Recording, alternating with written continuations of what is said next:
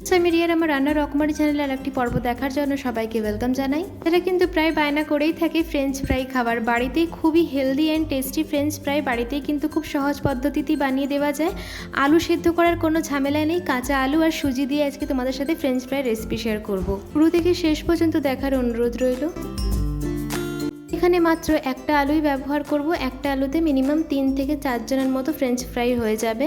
তো এখানে আমি আলুগুলোকে প্রথমে ছুলে নিয়ে একটু ধুয়ে নেব। ধুয়ে আমি 2 ভাগে ভাগ করে নিচ্ছি। যদি ছোট আলু হয় তাহলে এমনি গোটা গ্রাইন্ড করে নেবে, যদি বড় হয় তাহলে মাঝখান থেকে 2 ভাগে ভাগ করে নিয়ে এবার আমি হ্যান্ড গ্রাইন্ডার দিয়ে এটুকুই গ্রাইন্ড করে নেব।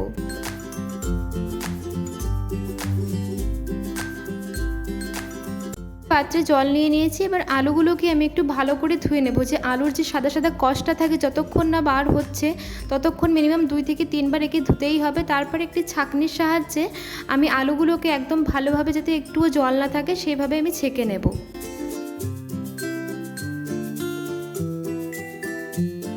জল ছড়ানো হয়ে গেছে। এবার কড়াইতে নিয়ে নিলাম 2 কাপ মতো জল। তারপরে যে আলুগুলো রেখেছিলাম সাইডে সেই আলুগুলোতে কড়াইতে দিয়ে দেবো। প্রথমে আমি একটু দিয়ে দিয়েছি সাদা তেল। আলুগুলো দিয়ে একটু সামান্য 1 চামচ মতো নুন দেবো, দিয়ে মিনিমাম 2 থেকে 3 মিনিট মতো এটা ঢাকনা দিয়ে ঢেকে দেবো। মিনিট পর ঢাকনাটা খুলে দেখলাম আলুটা মিনিমাম কিছুটা হলেও গলে গেছে। এবার 1 কাপের হাফ কাপ বলতে গলা কাপ মতো আমি সুজি নিয়েছি। অল্প সুজি নিলেও হবে, কেন কি সুজি জলে দিলে একটু বাড়ে, তার জন্য আমি গলা কাপ মতো সুজি নিয়েছি। এটা দেওয়ার পরে কিন্তু কন্টিনিউ নাড়তে তেলে থাকবে। যে সুজির লাম্পস দানাগুলো পড়ে যাচ্ছে এটা যাতে গোটা গোটা না থাকে, কন্টিনিউ নেড়ে যেতে হবে যতক্ষণ না পুরো একদম মিক্স হয়ে যায় সুজির মতো। ফ্লেমটা কিন্তু আমরা মিডিয়াম দিয়েই নাড়াচাড়া করতে তেলে থাকবো, কন্টিনিউ একে নাড়তে তেলে থাকতে হবে। যে দানাগুলো পড়ছে এগুলোকে খুন্তির সাহায্যে একটু গেলে গেলে দিতে হবে।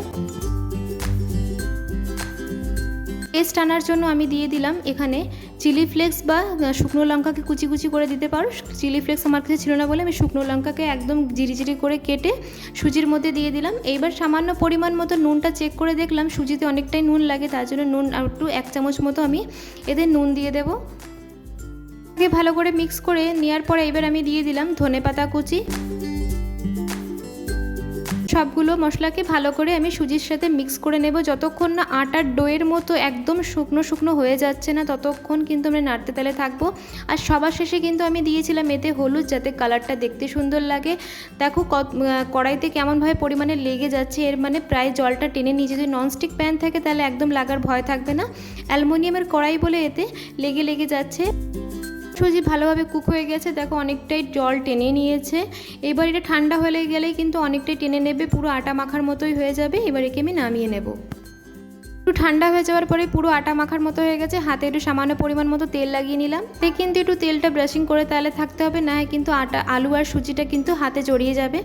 এবার আমি যেমন ফ্রেঞ্চ ফ্রাই লম্বা লম্বা হয় সেইভাবেই আমি কিন্তু শেপটা দিয়ে নেব। যে যেমন শেপ দিতে পারো, অনেকেরা গোল রাউন্ডে শেপ দেয়, তো আমি এটা ফ্রেঞ্চ ফ্রাই বানাচ্ছি বলে আমি একটু লম্বা লম্বা ফ্রেঞ্চ ফ্রাইয়ের মতো এটা করে নেব।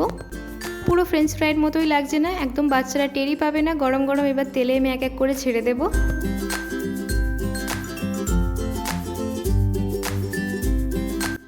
ফ্রেঞ্চ ফ্রাই তৈরি হয়ে গেছে, তেলটাও গরম হয়ে গেছে। এবার এক এক করে আমি সমস্ত ফ্রেঞ্চ ফ্রাইগুলোকে ছেড়ে দেবো তেলে। রেসিপি দেখছো, ভালো লাগলে প্লিজ একটি লাইক করে দেবে। তোমাদের একটি লাইকে কিন্তু আরও বেশিভাবে মোটিভেট হই। আস্তে আস্তে করে কিন্তু এটাকে উল্টাতে পাল্টাতে হবে, তলা থেকে কিন্তু লেগে যেতে পারে। তার জন্য আমি খুবই আস্তে আস্তে করে একবার উল্টালে পাল্টালে কিন্তু আর দ্বিতীয়বার লাগার কোনো ভয় থাকে না। আলু আর সুজির ফ্রেঞ্চ ফ্রাই একদম তৈরি হয়ে গেছে। এবার চলো একে গরম গরম সার্ভ করে নেওয়া যাক। সুজির ফ্রেঞ্চ ফ্রাই একদম তৈরি হয়ে গেছে। কতটা ক্রিস্পি হয়েছে তোমাদেরকে একটা আমি ভেঙে দেখাচ্ছি।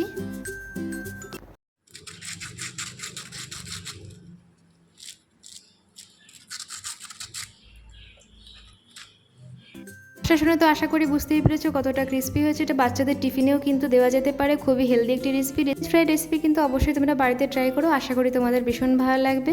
যদি ভিডিওটি ভালো লেগে থাকে প্লিজ একটি like and share and subscribe করতে ভুলো। নতুন একটি রেসিপি নিয়ে আবার দেখা হবে। আসি তাহলে, ধন্যবাদ।